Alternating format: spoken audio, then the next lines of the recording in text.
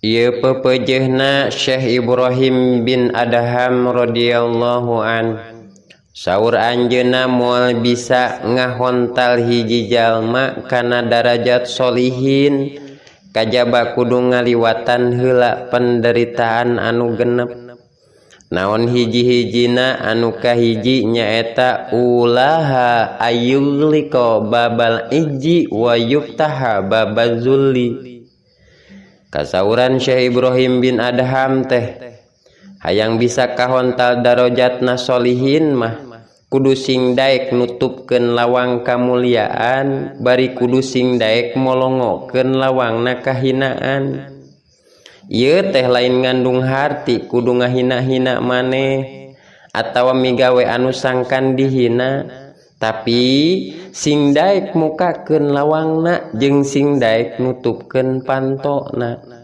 Maksudna kudu kumaha bae parengna, ulah sok keukeuh peuteukeuh embung pisan mukakeun lawang kahinaan.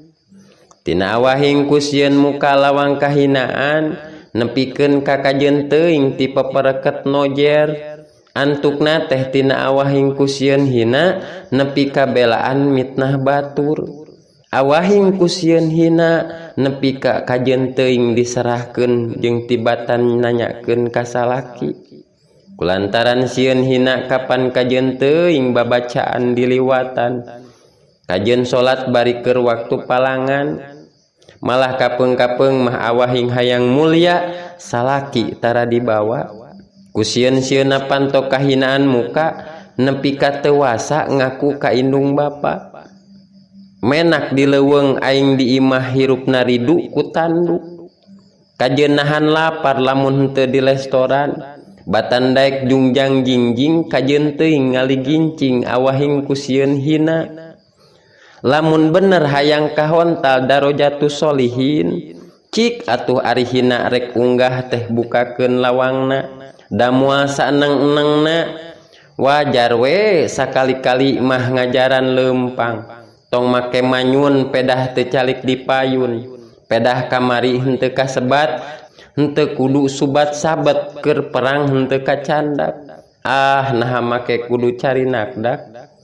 Ringkesna mah mun hayang kahontal darajatus solihin kudu sing miuni bumi. Geura seug taneuh mah lamun pareng diisingan atawa pareng dikiihan lain minus kalahkan nambah tutuwuhan.